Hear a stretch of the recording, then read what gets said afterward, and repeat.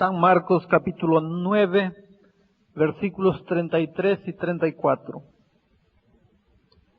El propósito del mensaje de esta tarde, queridos jóvenes, es mostrarles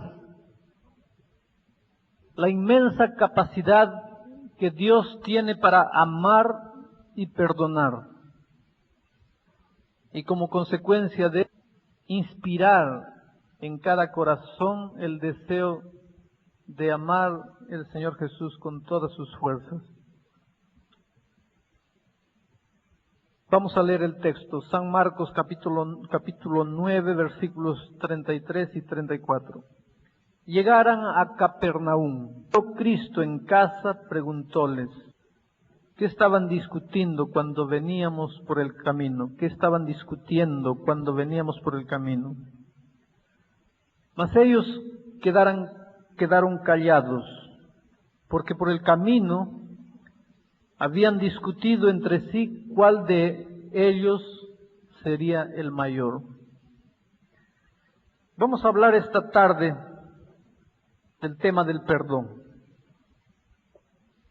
Alguien podrá decir esta tarde aquí, no estoy interesado en el tema del perdón. Tal vez conscientemente no, pero inconscientemente con toda certeza. Hace unos meses atrás estaba procurando mucho dinero. Decidimos realizar en San Pablo una campaña evangelística. Predicaríamos durante 10 noches para 30,000 personas cada noche. Y necesitábamos mucho dinero para eso. No era posible hacer una campaña evangelística de esta dimensión con 4 cajas de sonido como están aquí. Precisábamos toneladas de equipo y eso costaba mucho dinero. Contratamos la mejor empresa de sonorización del Brasil.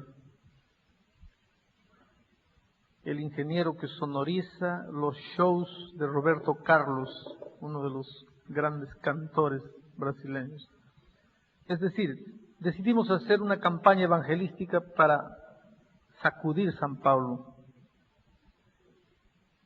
Y precisábamos mucho dinero para eso.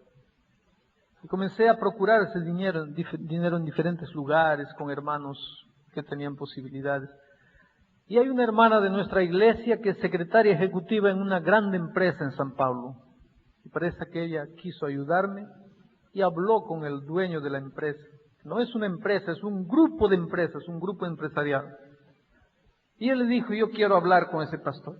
Y fue así que él marcó un encuentro conmigo en uno de los restaurantes de más lujos de San Pablo. Si algún día tienen la oportunidad de visitar Brasil y llegan a San Pablo, pregunten dónde queda el Terrazzo Italia. El Terrazzo Italia es un restaurante que queda en un edificio alto, de donde se ve toda la ciudad de San Pablo. Es un restaurante de mucho lujo. Él estaba esperándome ahí. Nos sentamos frente a frente. Y él me comenzó a contar su vida. Y dice, pastor, yo no fui rico la vida toda. Nací pobre. Yo me hice rico, trabajando, luchando. Pero estoy viejo ya. Y mire, tengo hijos adultos. Soy dueño de un grupo empresarial que cada día crece, crece y crece más. Tengo hijos adultos. Generalmente los hijos de personas ricas se entregan a una vida de ociosidad, de vicios, de drogas, pero gracias a Dios yo, nada de eso. Tengo hijos adultos, todos casados con buenas mujeres, todos profesionales, cada uno dirigiendo una de las empresas del grupo empresarial que formé. Pastor, tengo dinero, conozco el mundo todo, puedo comprar lo que quiero, puedo viajar a donde quiero. Si en este momento quiero ir para Tokio, en el Japón, no necesito comprar un pasaje de avión. Yo llamo mi propio avión con mi propio piloto para llevarme a donde quiero. Pastor, yo sé que usted está necesitando dinero y yo estoy dispuesto a ayudarlo. Pero yo lo llamé aquí porque quiero que me responda una pregunta. ¿Por qué yo no soy feliz? A veces me acuesto en mi cama en la noche y siento que falta alguna cosa. Como si yo le debiese a alguien alguna cosa. Pero yo estoy en paz con todos. Yo no le debo nada a nadie. Yo no le hice mal a nadie. Pero hay una permanente sensación de culpa en mi vida. Hay un vacío interior. Cuando no tenía dinero pensaba que lo que faltaba era dinero. Trabajé como loco y ahora tengo todo el dinero que quiero. Pero el vacío continúa ahí. Un día pensé, lo que está faltando es una casa. Pero yo tengo casas y apartamentos en las grandes capitales del Brasil y del mundo. Y el vacío continúa en mi vida. Pensé, ya sé, lo que me falta es conocer el mundo. Y entonces salí, viajé y conocí todo el mundo. Cuando volví a casa y me acosté, el vacío estaba ahí. Un permanente sentimiento de culpa, como si yo le hubiera hecho algo a alguna persona, pero yo no recuerdo que le hice mal a nadie. Pastor, yo tengo todo para ser feliz, pero no soy feliz. Por favor, quiero que me responda, ¿qué cosa está faltando en mi vida? Pero le pido un favor, 2 cosas. No me pida que me haga miembro de su iglesia, ni me hable de Jesús. Dígame lo que me está faltando, pero no quiero saber nada de su iglesia, ni de Jesús. Yo quedé mudo, ¿qué podía decir? Yo le dije, ¿usted sabe quién soy yo? Sí, usted es un pastor. ¿Y qué quiere que le diga a un pastor si usted le prohíbe hablar de Jesús? Y él se llenó de ira y me dice, ¿usted solo sabe hablar de Jesús? ¿No tiene otra cosa para hablar? Y yo le dije a ese hombre, ¿sabe lo que está faltando en su vida? Es Cristo. Usted puede decir lo que quiera. Y le digo una cosa más. De cierta manera, usted porque tiene dinero se acostumbró a comprar todo. Y usted quiere comprar el perdón de Dios. Usted me habló varias veces el sentimiento de culpa, como si le hubiera hecho a alguien alguna cosa a alguien. Usted le hizo muchas cosas a Dios. Hay un sentimiento de culpa inconsciente que usted trae en su vida. Y de cierta manera usted quiere ayudarme en este programa que voy a hacer porque quiere comprar el perdón. Pero el perdón no lo doy yo. El perdón viene de Dios. No viene del pastor ni del padre. Hermanos, perdón. El sentimiento de culpa es una cosa terrible. Atormenta, destruye, aniquila. El mensaje de esta tarde va a responder algunas preguntas, como por ejemplo, ¿cuántas veces Dios perdona un pecado? ¿Cuántas veces Dios perdona el mismo pecado? ¿Dios se cansa alguna vez de perdonar? ¿Y qué decir sobre el pecado contra el Espíritu Santo? ¿En qué consiste? ¿Quiere decir que Dios se cansó de perdonar y no va a perdonar más? Vamos a hablar del perdón esta tarde. Porque estamos viviendo en medio de una humanidad conturbada, desesperada, atormentada. Los seres humanos dicen así, yo no necesito de perdón porque no existe pecado. ¿Ya les dijeron alguna vez así? No existe pecado. Pecado, moral. ¿Qué cosa es eso de moral? ¿Quién hace la moral para ti? ¿Tu pastor? ¿Tu iglesia? Esa universidad de donde estudias, son ellos que te hacen la moral. Moral no existe. Moral es un asunto de la cabeza de cada uno. ¿Ya oíste decir eso? Si tú no estás matando a nadie, si tú no estás robando a nadie, ¿qué cosa es pecado? Puedes hacer lo que quieras. Mientras no mates a nadie, está todo bien. Pecado. ¿Quién inventó el pecado? Pecado es una palabra inventada por algunos expertos vivos para explorar a los pobres e ignorantes, con miedo del castigo por el pecado. ¿Ya te dijeron alguna vez eso? La humanidad moderna no quiere saber nada de cosas espirituales. Racionaliza todo. Quiere llevarlo todo al laboratorio, al microscopio. Quiere sacar a Dios de su vida. Los ateos dicen, no existe Dios, pero el Dios de ellos es el hombre, porque piensan que el socialismo va a resolver los problemas de este mundo. Ellos no quieren ese Dios de allá, pero ellos se tornan el Dios. El hombre es el Dios de su propio destino. No son ateos, solo cambiaron de papel. La consecuencia es una humanidad loca, enloquecida, desesperada, vacía.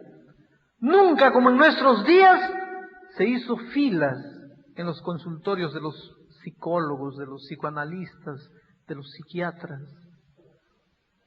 Cuando era muchacho había una actriz famosa en Hollywood que un día subió a su departamento y no salió más.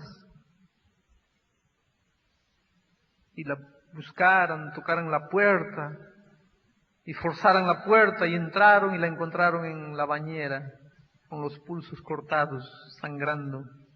Dicen que la mejor muerte, la muerte más bonita, es morir sangrando en agua tibia. No les aconsejo que ustedes experimenten nunca, pero dicen. Y ella estaba muerta ahí en la bañera con agua tibia, se cortó las venas, había muerto sangrando, se había suicidado. Y había un papel ahí al lado.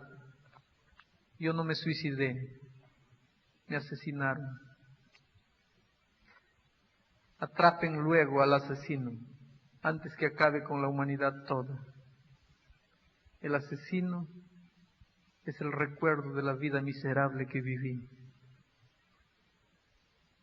Estamos viviendo en tiempos cuando la humanidad vive enloquecida por un sentimiento de culpa.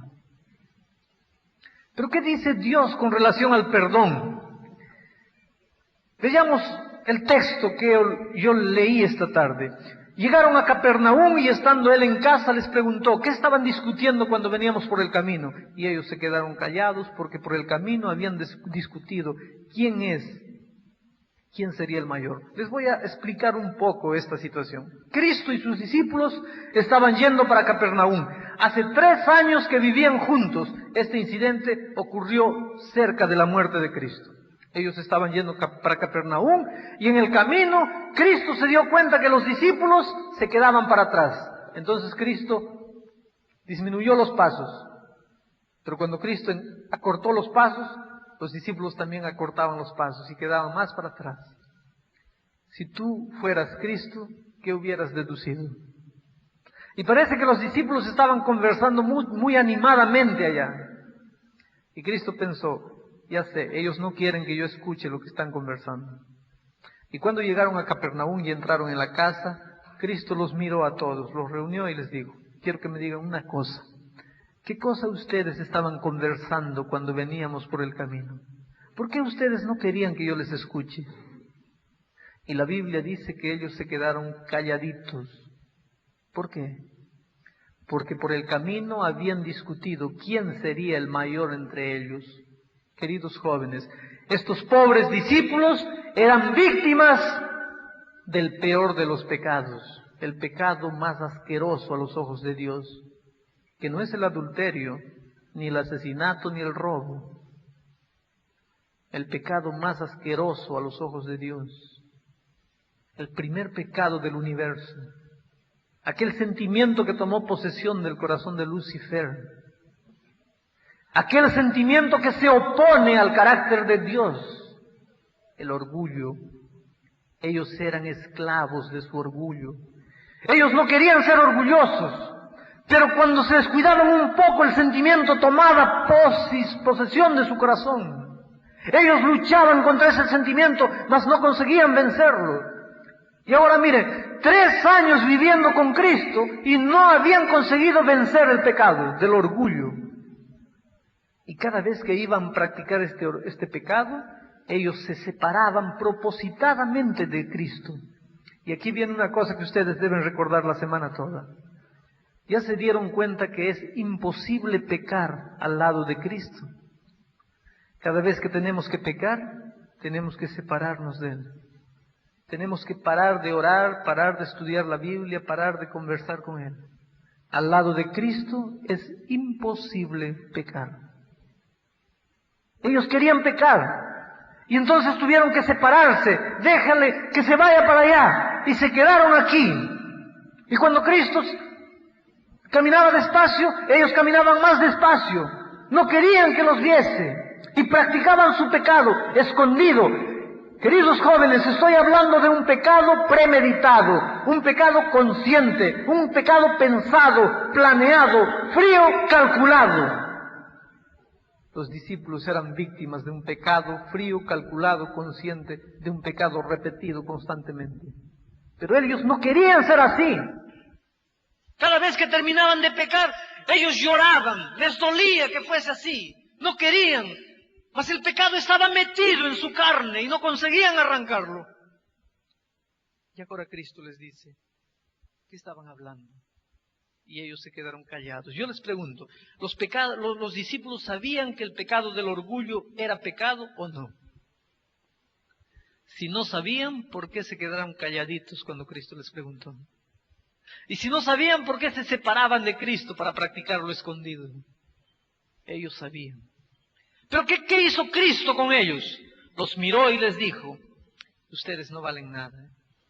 Estoy 3 años con ustedes. Y ustedes no aprendieron. Perdí la esperanza con ustedes. Váyanse de mi presencia, no los quiero más. Que me traigan otros 12 discípulos, voy a criar otra lideranza. Porque con ustedes ya perdí la confianza. Acabó. Me cansé. Mi paciencia se acabó. Queridos jóvenes, olvídense todo lo que digo esta tarde, pero no se olviden de esto, por favor. Estaré predicando esta tarde para alguien que ya escuchó alguna vez en su vida decirle a él, me cansé contigo, no vales. Mi paciencia se acabó, me defraudaste, no confío más en ti. No tienes futuro. Si alguna vez escuchaste que alguien dijo eso para ti, no te desesperes. Es posible que en este mundo nuestros padres, amándonos como nos aman, se cansen y pierdan la esperanza con nosotros. Es posible que un día nosotros nos miremos en el espejo y perdamos la esperanza con nosotros mismos. Es posible que tú en algún momento de tu vida piensas, estoy perdido, soy malo, no hay remedio para mí. Pero por favor, para los hombres puede ser un caso sin esperanza, pero no para Dios. No importa lo que seas en la vida, no importa cuán malo seas, no importa cuán bajo hayas caído, no importa cuán lejos te hayas ido, Cristo nunca perdió la esperanza en ti. Un día tal vez el colegio puede expulsarte, pero Dios todavía confía en ti. Un día tal vez los hombres piensan que no tienes más futuro, pero para Dios tienes un futuro glorioso. Miren lo que Cristo hizo con los discípulos. Hijos, yo no los desprecio, les voy a dar otra oportunidad. Dios siempre daba otra oportunidad. Yo les pregunto esta tarde, ¿cuántas veces Dios nos perdona los pecados? San Mateo capítulo 18, versículo 21 y 22. ¿Cuántas veces Dios nos perdona un pecado? San Mateo 18, 21 y 22.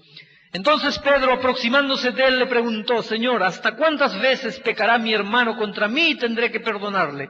¿Hasta 7 veces? Respondióle Jesús: no te digo 7, sino 70 veces 7. Tenemos que conocer un poquito de la historia para entender algunos versículos. Los judíos tenían la costumbre de perdonar 3 veces. Un judío moral, él perdonaba 3 veces. Y cuando un judío perdonaba 3 veces, él se sentía orgulloso de haber perdonado 3 veces. 3 veces era una cantidad maravillosa de perdón para un judío. Y miren cómo Pedro era inteligente, vivo. Él le hizo una pregunta a Cristo, pero en realidad él mismo la respondió. Y pensó que le estaba respondiendo correcta. Porque Pedro dedució así: el judío moralmente perfecto, perdona 3 veces. Yo le voy a doblar la cantidad, 6 veces. Por si acaso le voy a aumentar uno más, 7 veces. 7 es el número perfecto. Bíblicamente es un número que expresa perfección, plenitud, completo. Entonces Pedro fue a Cristo y le dice: ¿cuántas veces perdonaré a mi hermano? 7 veces.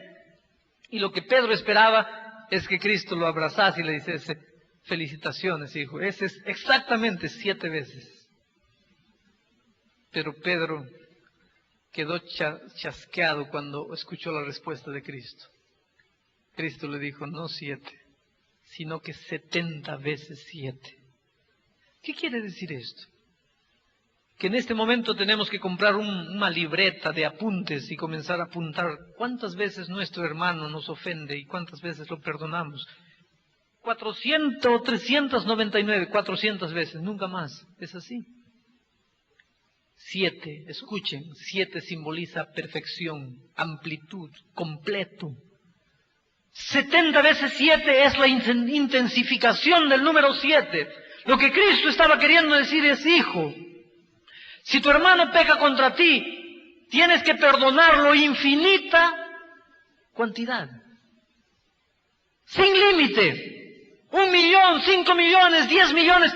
Todas las veces que él viene pidiéndote perdón, tienes que perdonarle. Ahora, yo les pregunto esta tarde: ¿ustedes creen que Cristo tendría coraje de pedirnos a nosotros que perdonemos a nuestro hermano sin límite si Él no estuviese dispuesto a perdonarnos a nosotros sin límite?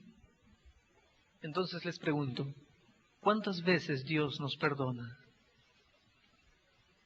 ¿7 veces? ¿490 veces?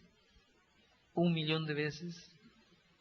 Ah, tú dirás: ya sé, pastor, Él me perdona infinitas veces, pero si hoy día hago un pecado, a mañana otro pecado diferente, después de mañana otro pecado diferente, pero el mismo pecado, Él va a me perdonar el mismo pecado, toda la vida el mismo pecado.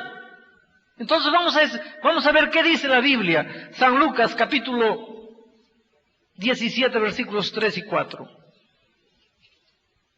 Miren, San Lucas 17, 3 y 4.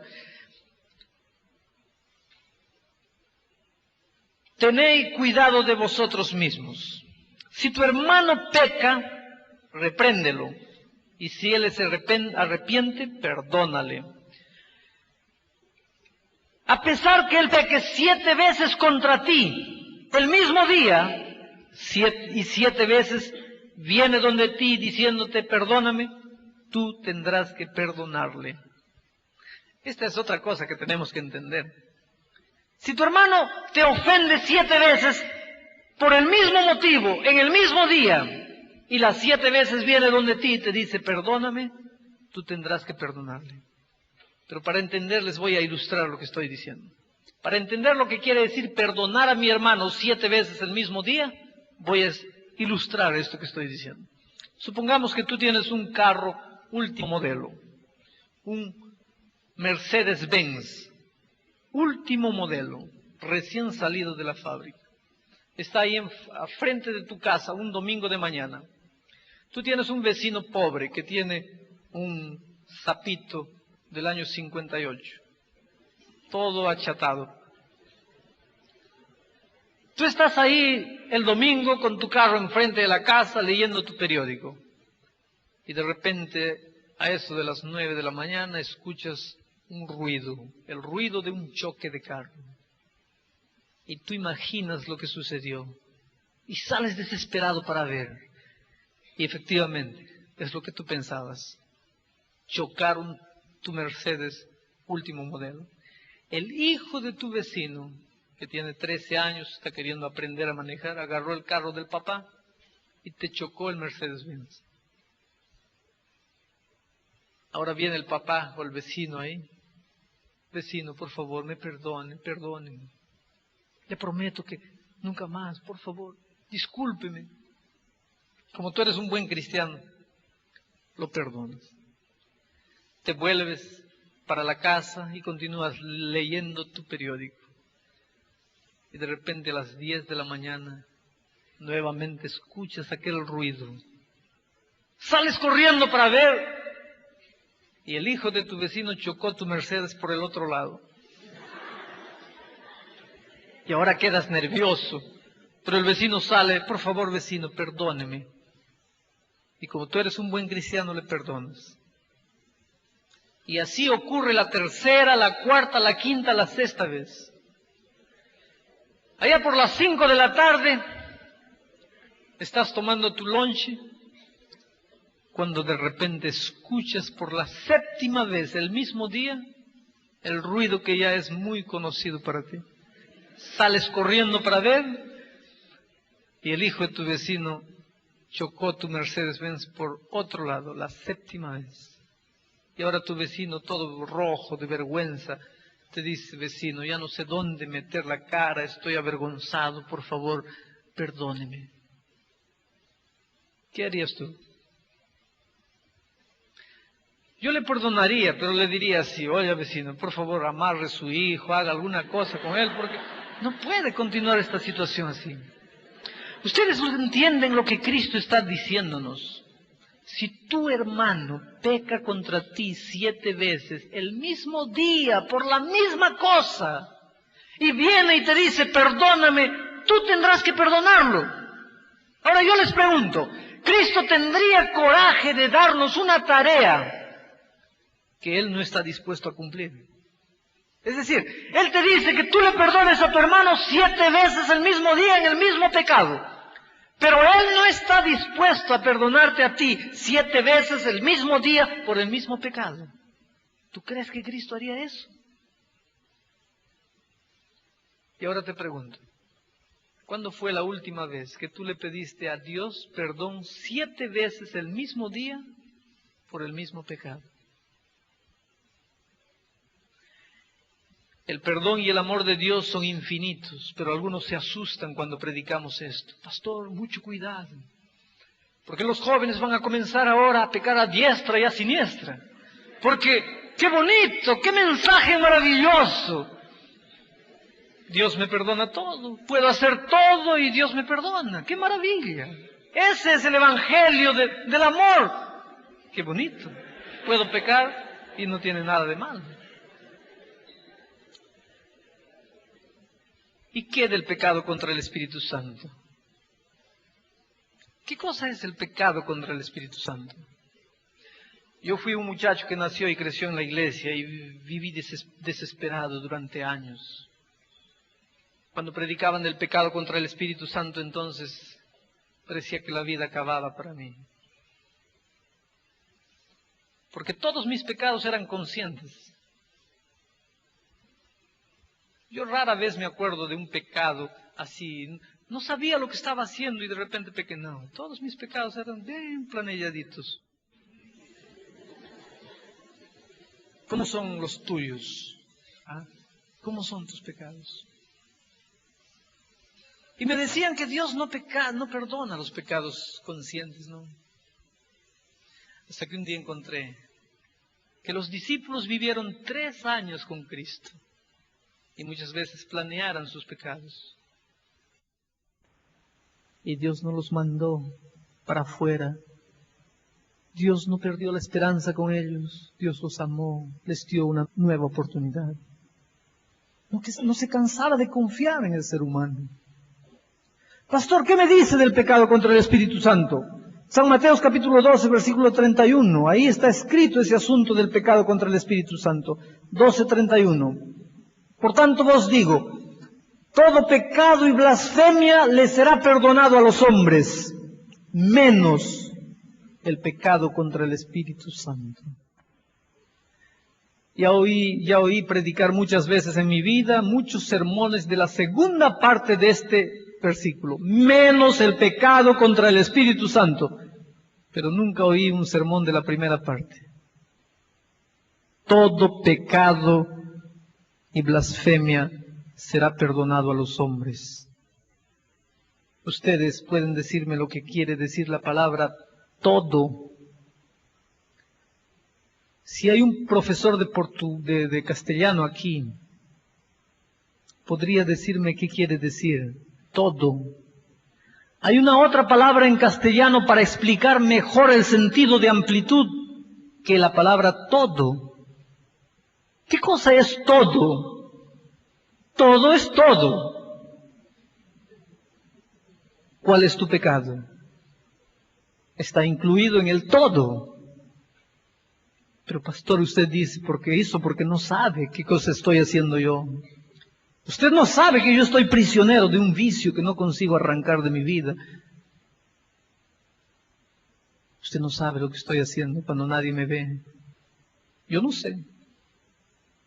Porque yo sé que Dios dice, todo pecado le será perdonado al ser humano. Todo.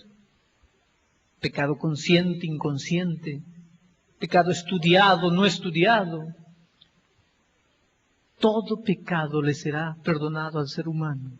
El mismo pecado hoy, mañana el mismo pecado, después el mismo pecado. Todo pecado le será perdonado.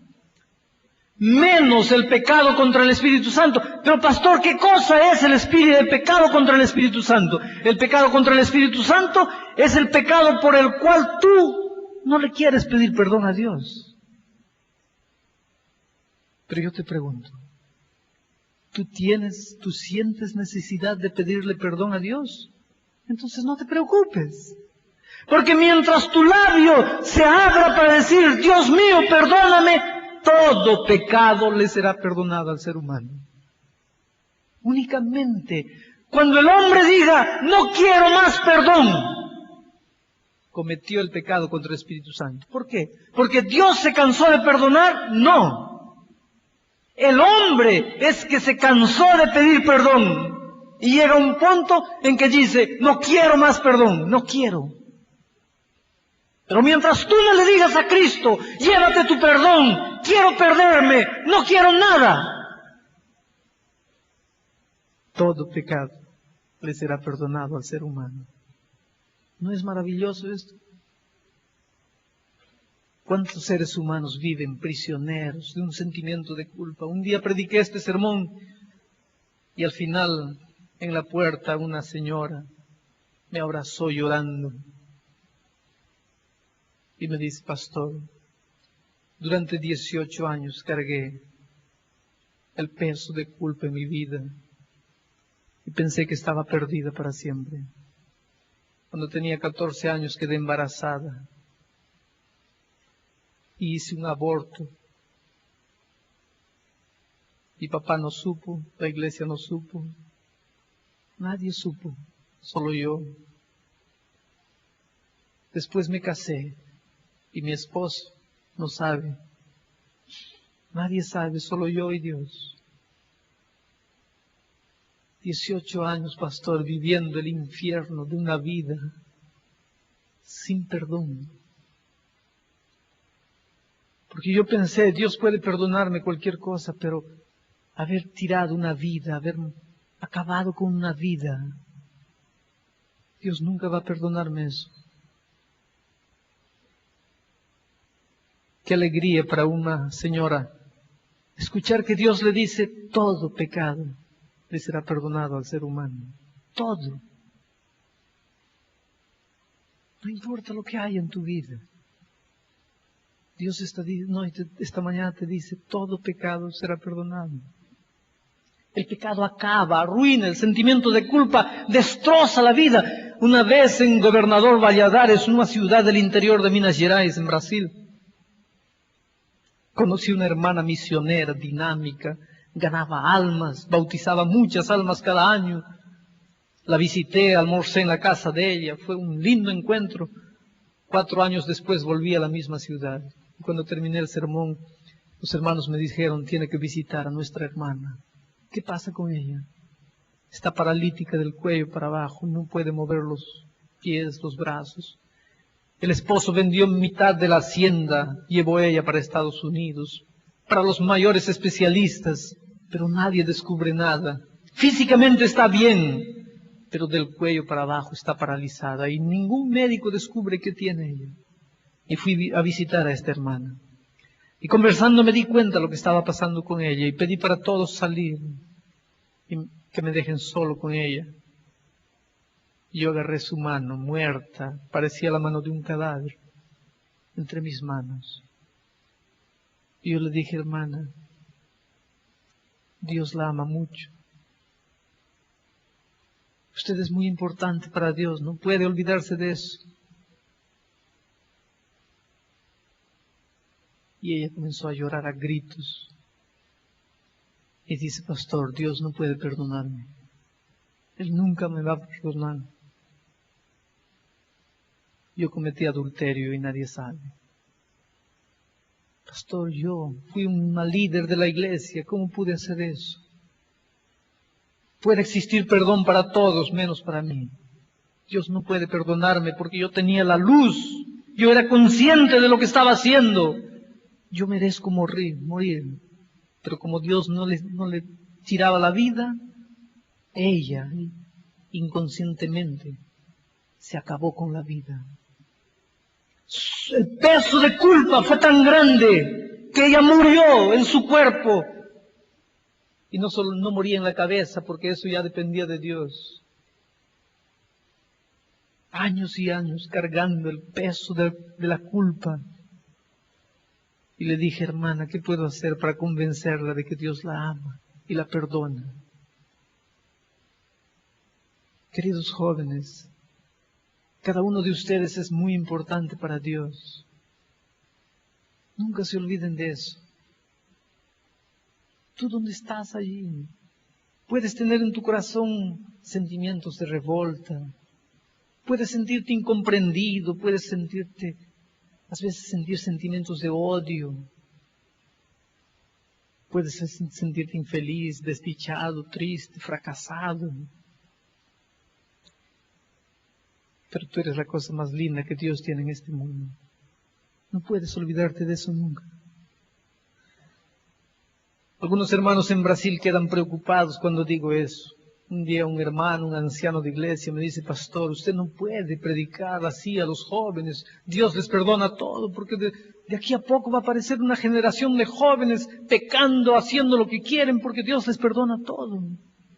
Usted tiene que decir que Dios castiga los pecados, que Dios es un Dios santo y que no acepta el pecador en su presencia. Usted tiene que decir que un día el juicio vendrá y ellos serán consumidos si no viven vidas íntegras. Qué concepto equivocado. Qué concepto equivocado.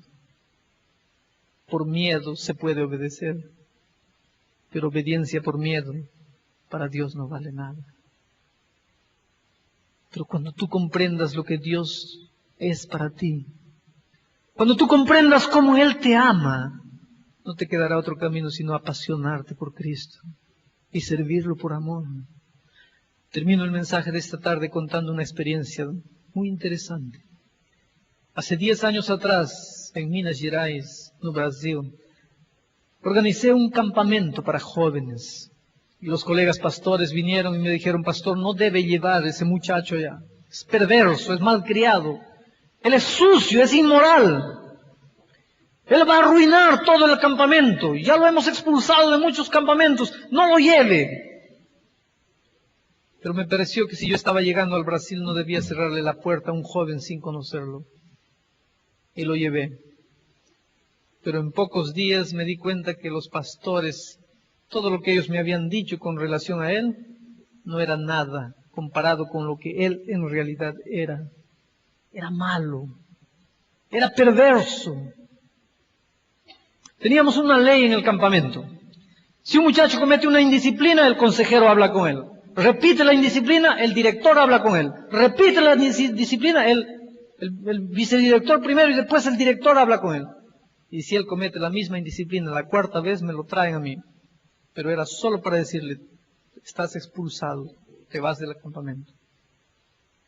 Y este muchacho fue, cometió la primera, la segunda, la tercera, la cuarta. Y en la noche el director vino donde mí y me dice, pastor, debe expulsar a ese muchacho. No debe permitir que él quede un minuto más aquí. Pero yo le dije, mira, vamos a dejar para mañana, porque ahora es noche, ¿cómo va a ir él para la ciudad? Vamos a dejarlo aquí, mañana de mañana yo hablo con él. Pero aquella noche, a medianoche, ese muchacho hizo una cosa tremenda. Yo acordé a medianoche con el grito de las chicas y salí para ver qué pasaba ahí. Y él se había levantado y había abierto la carpa de todas las chicas y había echado agua fría a todas las chicas. Yo salí y en medio del campamento había un muñeco grande de trapo ardiendo. Y escrito en el pecho decía así, Pastor Bullón. Y yo también soy un ser humano y también a veces entran en mi corazón sentimientos que no deben. Y yo pensé, no, ahora sí, no queda ni un segundo más aquí. Se va ahorita. Y lo busqué en la carpa. Y cuando entré en la carpa de él estaba parado ahí, sus maletas aquí. Y me dice, no diga una palabra, ya me estoy yendo. Y en ese momento Dios me ayudó, porque Él cambió mis sentimientos y lo que yo estaba pensando hacer. Y yo le dije, pero ¿quién te dijo que te vas? ¿Cómo quién me dijo? La ley del campamento dice así, cuando usted habla solo para expulsar. Bueno, la ley puede decir eso, pero yo no vine para expulsarte. ¿Y entonces para qué vino? Yo vine para decirte que te amo. Él abrió los ojos grandes. ¿Qué cosa? Eso mismo. Yo confío en ti. Yo te amo. A pesar de que tú me estás quemando allá afuera.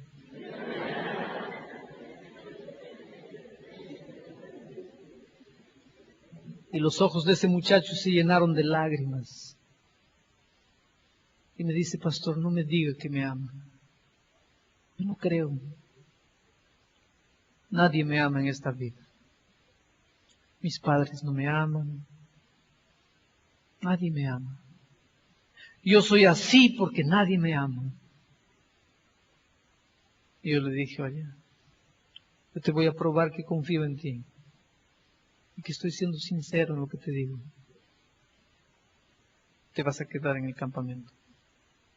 Y te nombro en este momento el jefe de disciplina de este campamento. Aquel campamento fue maravilloso porque él no dio más problemas. Pero acabó el campamento y volvimos a la ciudad.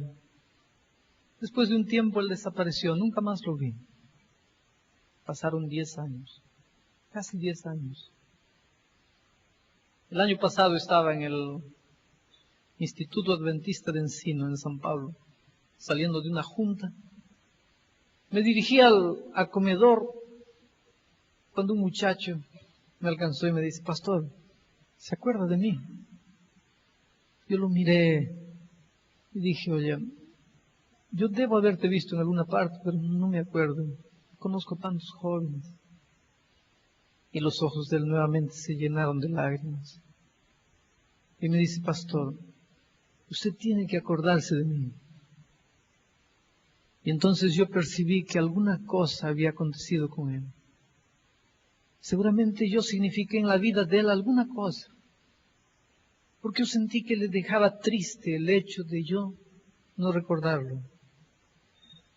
Y le dije, oye, perdóname, pero no me acuerdo de ti.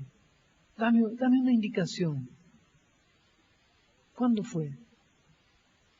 Y él me dice, pastor, hace muchos años, en Minas Gerais, en un campamento, a medianoche, ¿se acuerda? ¿Se acuerda del muñeco ardiendo? Era increíble. ¿Eres tú? Claro que me acuerdo, yo nunca me olvidé de ti. ¿Y qué estás haciendo aquí en el colegio? Pastor, este año me gradúo en teología. Y hoy día él es misionero en Minas Gerais, en Brasil. Y yo les pregunto, ¿qué hubiera sido de ese muchacho si esa noche yo lo expulsaba? ¿Qué hubiera sido de él? Pero cuando él entendió que alguien lo amaba y confiaba en él, era todo el estímulo que estaba precisando en la vida para levantarse e ir para frente. Queridos jóvenes, Dios esta tarde mira para cada uno de ustedes con amor y dice, hijito, tú eres la cosa más linda. A veces tú das una de durón, a veces tú das una de muy hombre. Y es posible que este momento no esté saliendo una lágrima de tu ojo, pero que hay una lágrima cayendo para adentro, tú sabes que no. Porque en el fondo tú no pasas de un niño. Sabes que los hombres nunca dejamos de ser niños. Y en el fondo siempre queremos que alguien nos diga, hijo, te amo. ¿Cuántas veces yo erré en mi vida? ¿Cuántas veces hice cosas que dejaron triste a mi Dios? Me desesperaba y pensaba que no había perdón para mí. Pero fue el día que comprendí que Dios me amaba tanto. Que me dice, hijo, no importa lo que has hecho, te amo y te perdono. Un día contemplé a mi Señor Jesús y dije, ¿cómo puedo tener coraje de no amarme? Y el día que comprendas que tú eres importante para Él, no tendrás otro remedio sino correr a sus brazos y entregarte a Él. Él te ama. Si tú crees en Él o no crees en Él, Él te ama. Puedes insultarlo, puedes decir que todo no pasa de bobera, puedes pensar que Dios ya pasó de moda, es para otro tiempo, para los ignorantes, protestantes. Puedes querer en un momento de tu vida arrancar a Dios y largarlo. No importa. Hay una cosa que tú nunca podrás hacer. Es que Dios deje de amarte. Recuérdate de eso. Puedes ir a donde quieres y hacer lo que quieres y vivir como si Dios no existiese para ti. Pero nunca podrás dejar que Él hacer que Él deje de amarte. Y el día que entiendas eso, tengo seguridad que tu vida va a cambiar. Porque nadie resiste al magnetismo y al poder del amor. Sonete va a cantar ahora. Muchos no conocen a Sonete. Es una sierva de Dios que Dios ha usado con su voz aquí en el Brasil, en los Estados Unidos, en Argentina, en otros países, cantando a veces para 5 personas, cantando a veces para 10,000 personas, cantando a veces para 30,000 personas. Yo sé que Dios va a usar el mensaje que Sonete va a cantar. En cuanto ella canta, dile a Dios que le agradeces, porque para Él nunca serás un caso perdido. Muchas veces me olvido de Jesús y de su amor. Muchas veces me olvido que Él está con la razón, mas te miro para el cielo cuando siento que erré. Siento luego que Jesús de mí jamás se olvidará. Yo sé que Cristo no olvida jamás. Cristo no olvida jamás. Y tiene Él por mí un inmenso amor, pues Cristo no olvida jamás. Derrotado yo me siento al caer en tentación, pues me olvido muchas veces de usar su gran poder, y me olvido que Jesús a mi lado siempre está. Siento luego que en Jesús yo puedo siempre confiar. Yo sé que Cristo no olvida jamás. Cristo no olvida jamás. Y tiene Él por mí un inmenso amor, pues Cristo no olvida